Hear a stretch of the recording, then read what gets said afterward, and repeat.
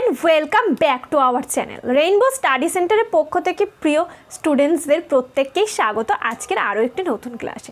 গতকালের ক্লাসে কিন্তু তোমরা প্রত্যেকেই জেনেছো তাপের একক সম্পর্কে, আপেক্ষিক তাপ কী, তারপর তোমরা জেনেছো তাপগ্রাহিতা সম্পর্কে। আজকে আমরা সবার প্রথম পড়ে নেব জলসম সম্পর্কে। তাহলে চলো, জলসম বলতে কি বোঝায়? জলসম বলতে বোঝায় কোনো বিশুদ্ধ জলের একটা যে ভর এবং তার আপেক্ষিক তাপের যে গুণফল, অর্থাৎ ভর অর্থাৎ এম ইন্টু আপেক্ষিক তাপের গুণফলের একক দ্বারা কিন্তু জলসমকে আমরা প্রকাশ করতে পারি। তাহলে এক্স্যাক্টলি জলসম বলতে আমরা কি বোঝাই? জলসম বলতে বোঝায় যে কোনো বস্তুর উষ্ণতা 1 ডিগ্রি সেন্টিগ্রেড বৃদ্ধি করতে যে পরিমাণ তাপের প্রয়োজন হয় এবং ওই একই পরিমাণ তাপ দিয়ে কোনো বিশুদ্ধ জলের উষ্ণতা বাড়াতে যে পরিমাণ আমরা বস্তুর ভর এবং আপেক্ষিক তাপের যে গুণফলের যে সমপরিমাণ একককে প্রকাশ করি তাকে মূলত আমরা এই জলসম দ্বারা প্রকাশ করতে পারি। এবার এই জলসমের একক কি? জলসমের সিজিএস একক হচ্ছে সিজিএস একক একটা হয় আর একটা এসআই একক হয়, তোমরা প্রত্যেকেই জানো। তাহলে সিজিএস একককে আমরা কি দ্বারা প্রকাশ করব আর এসআই একককে আমরা জলসমের কোন একক দ্বারা প্রকাশ করব? এসআই এককে হচ্ছে জলসমের হচ্ছে কিগ্রা আর সিজিএস হচ্ছে গ্রাম। তাহলে সেটা একটু নোট ডাউন করে দিই। এসআই পদ্ধতিতে জলসমের একক কি তাহলে জানলাম আমরা কিগ্রা, আর সিজিএস পদ্ধতিতে কি জানলাম? গ্রাম। বেশ, তাহলে নিশ্চয়ই তোমরা প্রত্যেকে বুঝতে পারলে জলসম কি এবং জলসমের একক বলতে মূলত আমরা কি বোঝাই। তাহলে তাপগ্রাহিতা আর জলসমের মধ্যে মূল পার্থক্য কি? তাপগ্রাহিতা কিছু পরিমাণ তাপকে বোঝায় কিন্তু জলসম কিছু পরিমাণ জলের ভরকে বোঝায়। সিজিএস পদ্ধতিতে তাপগ্রাহিতা এবং জলসমের উভয়ের ভর এবং আপেক্ষিক তাপের গুণফলের সমান বলে এদের সংখ্যাগত মান কিন্তু এক হয়ে পড়ছে। এছাড়াও কিন্তু এসআই পদ্ধতিতে কিন্তু তাপগ্রাহিত জলসমের সংখ্যাগত মান এক নয়।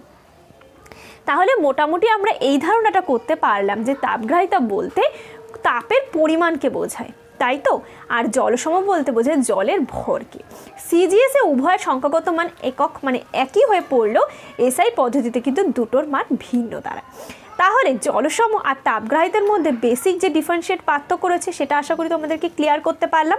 তাহলে তোমরা বুঝতে পারছো যে তাপগ্রাহিতা আর জলসমের মধ্যে কি সুন্দর তুলনামূলক একটা আলোচনা করা যেতে পারে। এরপরে বেস করে কিন্তু প্রচুর ম্যাথস আসে, এখানে কিন্তু তোমাদের ভালোভাবে মনোযোগ দিতে হবে। যখন আমি নেক্সট ক্লাসে ম্যাথ করিয়ে দেবো আশা করবো সব ক্লিয়ার তোমাদের ধারণাগুলো ক্লিয়ার করতে পারবো। কোনো জায়গায় যদি বুঝতে অসুবিধা থাকে অবশ্যই কিন্তু আমাকে কমেন্ট সেকশনে জানাতে একদমই ভুলবে না।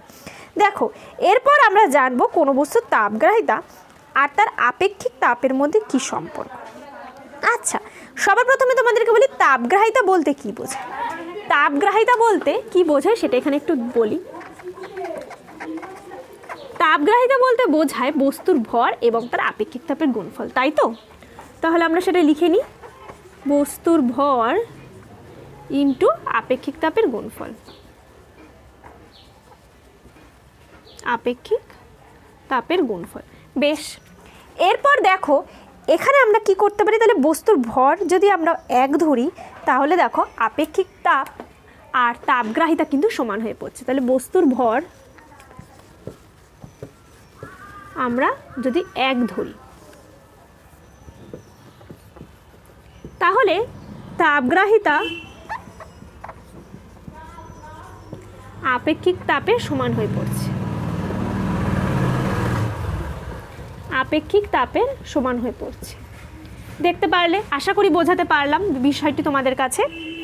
তাহলে বস্তুর তাপগ্রাহিতা তার আপেক্ষিক তাপের মধ্যে কি সম্পর্ক বা তারা কখন এক হয়ে পড়ছে আশা করি সেটা তোমরা বুঝতে পারলে এই ইকুয়েশনটার মাধ্যমে। এরপর তোমরা নিশ্চয়ই লক্ষ্য করতে পারছো যে বস্তুর ভর একক ভরের বস্তুর তাপগ্রাহিতা কিন্তু বস্তুর আপেক্ষিক তাপের সমান। আচ্ছা, এরপর একটা জিনিস বিশেষভাবে আলোচনা করব, সেটা হচ্ছে ক্যালোরিমিতির মূলনীতি।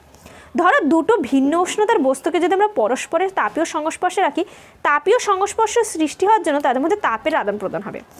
যতক্ষণ পর্যন্ত উভয় বস্তুর উষ্ণতা সমান হবে না ততক্ষণ গ্রহণ বর্জন চলবে এবং কম উষ্ণতার বস্তু তাপ গ্রহণ করবে, বেশি উষ্ণতার বস্তু তাপ বর্জন করবে। অর্থাৎ শীতল বস্তু কর্তৃক গৃহীত তাপ উষ্ণ বস্তু কর্তৃক বর্জিত তাপের সমান হবে। এর জন্য দুটো শর্ত প্রয়োজন হয়। কি করতে হবে? বস্তুদ্বয়ের মধ্যে তাপের মানে তাপ বাইরে থেকে দেওয়া যাবে না, আর তৃতীয় কোনো বস্তু থেকে তাপ আসবে না। আরেকটা কি, কোনো রাসায়নিক বিক্রিয়ার হয়ে তাপ উৎপন্ন বা শোষিত হবে না। তাহলে ক্যালোরিমিতির মূলনীতি বলতে আমরা কি বুঝলাম সেটা দেখো। ক্যালোরিমিতির মূলনীতি, ক্যালোরিমিতির মূলনীতি বলতে মূলত আমরা বুঝলাম যে কোনো মানে ভিন্ন উষ্ণতার দুটো বস্তু যখন পরস্পরের সংস্পর্শে থাকবে, দুজনের মধ্যে যখন তাপীয় সাম্যাবস্থার সৃষ্টি হওয়ার পূর্বে চলবে, তখন কিন্তু তাপের আদান প্রদান চলতেই থাকবে। কিন্তু যখন দুই বস্তু সাম্যাবস্থায় আসবে বা তাপীয় আদান প্রদান হবে, তখন কিন্তু উষ্ণ বস্তু তাপ বর্জন করবে আর শীতল বস্তু তাপ গ্রহণ করবে।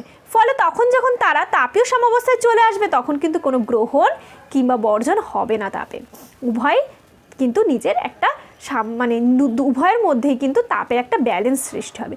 এটার দ্বারা আমরা বুঝতে পারছি ক্যালোরিমিতির মূলনীতি বলতে বোঝায় যে উষ্ণ বস্তু কর্তৃক বর্জিত তাপ আর শীতল বস্তু কর্তৃক গৃহীত তাপ সমান হয়। উষ্ণ বস্তু কর্তৃক বর্জিত তাপ শীতল বস্তু কর্তৃক গৃহীত তাপের সমান হয়। শীতল বস্তু কর্তৃক গৃহীত তাপের সমান হয়, গৃহীত তাপের সমান হয়। তাহলে বোঝাতে পারলাম ক্যালোরিমিতির মূলনীতি বলতে কি বোঝে। এর জন্য দুটো শর্তের প্রয়োজন হয়, যেটা একটু আগেই বললাম যে তৃতীয় কোনো বস্তুকে কিন্তু তাপ আসা বা যাওয়া যাবে না, অর্থাৎ তৃতীয় কোনো বস্তুর প্রেজেন্স কিন্তু থাকা চলবে না। আর উভয়ের মধ্যে কোনো রাসায়নিক বিক্রিয়া চলাকালীন কিন্তু কোনো তাপ গ্রহণ কিংবা বর্জন হবে না। সুতরাং সেই রকম ভিন্ন উষ্ণতা দুটো বস্তুকে কিন্তু পরস্পরের মধ্যে তাপীয় সাম্যাবস্থায় আনার জন্য আমরা ব্যবহার করতে পারি। তাহলে ক্যালোরিমিতির মূলনীতি কি আর কি বলতে চাইছে আর তার মূল শর্ত কি, সেটা কিন্তু সব টাইম এখানে ডিটেলস আলোচনা করলাম। আশা করি বোঝাতে পারলাম। এই পোর্শনটুকু তোমাদের কাছে ক্লিয়ার আউট হলো। দেখো বেশ, এরপর আমরা জানবো, দেখো কিছু উদাহরণ দেব। যেমন কেটলি আর তার মধ্যস্থ জল সমপরিমাণ তাপ বর্জন করবে না। কেন বলো তো? কারণ কেটলি ও তার মধ্যস্থ জলের উষ্ণতার মান কিন্তু হ্রাস সমান হলে তাদের ভর আপেক্ষিক তাপ আলাদা, তাই কেটলি ও তার মধ্যস্থ জল সমপরিমাণ তাপ বর্জন করতে পারছে না। এটা কিন্তু একটা বিশ্বস্ত উদাহরণ বলা যেতে পারে। এরপর আরেকটা জিনিস উল্লেখ করব। দেখো, ধরো কোনো একটা পদার্থের তাপগ্রাহিতা, যেমন ধরো জল অপেক্ষা দুধ তাড়াতাড়ি গরম হয়। কেন বলো তো? দুধের আপেক্ষিক তাপ জলের আপেক্ষিক তাপের চেয়ে কম হয়। সেজন্য সমান ভরে দুধ আর জল নিয়ে যদি আমরা একই তাপ দিই, দুধের কিন্তু আপেক্ষিক তাপ কম হওয়ায় ওটার উষ্ণতা বেশি হারে বৃদ্ধি পাবে। অর্থাৎ দুধ কিন্তু যখন আমরা জ্বালানোর জন্য গ্যাসের উপরে দেব, তখন কিন্তু সেটা খুব সহজেই গরম হয়ে যাবে, কিন্তু সেখানে জল কিন্তু গরম হতে বেশি সময় নেবে। তাহলে কেন? সব টপিক কিন্তু সেখানেই গিয়ে পড়ছে, অর্থাৎ আপেক্ষিক তাপের উপরে পড়ছে। সেই কারণে কিন্তু এই বিশ্বস্ত আলোচনাটা করে ফেললাম। দেখো, এই যে বিন্যস্ত যে আলোচনা, সেটা কিন্তু একটা বেসিকভাবে বোঝাতে হবে। সেটা কেন? তার আসল কারণ হচ্ছে এই যে মূল যে বিষয়টা, যে আপেক্ষিক তাপের সঙ্গে তাপগ্রাহিতার কি সম্পর্ক, কেন তাপ গ্রহণ করছে কোনো বস্তু, কেন বর্জন করছে, দুটোর মধ্যে কখন তাপীয় সাম্যাবস্থা আসবে, বা দুধ আর জলের উদাহরণটা যে আমি দিলাম, বা কেটলি আর তার মধ্যস্থ জলে যে উদাহরণ দিলাম, সেটা ক্লিয়ার আউট করার জন্যই কিন্তু আমি দিয়েছি। আশা করি বোঝাতে পারলাম। বেশ, এরপর দেখো আরেকটা জিনিস একটু আলোচনা করতে চাইবো। যেমন ধরো সেক দেওয়ার বোতলে আমরা জল ব্যবহার করি। কেন বলো তো? জলের আপেক্ষিক তাপ তো অন্যান্য তরলের চেয়ে বেশি, সমান উষ্ণতার সমান অন্য কোনো তরলের তুলনায় বেশি সঞ্চিত তাপের পরিমাণও বেশি হয়ে পড়বে। ফলে সেক দেওয়ার সময় কিন্তু নির্দিষ্ট তাপ বর্জন করলে উষ্ণতা হ্রাসের হার অন্য তরলের তুলনায় কম হয়ে পড়বে। এই যে অন্য তরলের তুলনায় যে কম হয়ে পড়ছে, তার ফলে কি হচ্ছে যে তাদের মধ্যে আপেক্ষিক তাপের একটা বিন্যস্ত পার্থক্য দেখা যাচ্ছে। ফলে সেক দেওয়ার বোতলে যখন আমরা জল সব থেকে বেশি উপকারী বা উপযোগী বা সুবিধাজনক ব্যবহার করা, সেই কারণে কিন্তু আমরা সেক দেওয়ার বোতলে জল ব্যবহার করি, অন্য কোনো তরল ব্যবহার করি না। বোঝাতে পারলাম? তোমাদের কাছে ক্লিয়ার আউট হলো? তাহলে দেখো, আজকে কিন্তু আমরা বিভিন্ন টপিক্সের উপরে বিন্যস্ত আলোচনা করলাম। আশা করি আজকের ক্লাসটি তোমাদের ভালো লেগেছে। কেমন লেগেছে অবশ্যই আমাকে কমেন্ট সেকশনে জানিয়ে দিও। আর যদি ভালো লেগে থাকে তাহলেই কিন্তু কেবলমাত্র তখন তোমরা লাইক করে দিও, আর চাইলে প্রচুর শেয়ার আপ করতে পারো, তাহলে বাকিরাও একটু জানতে পারবে।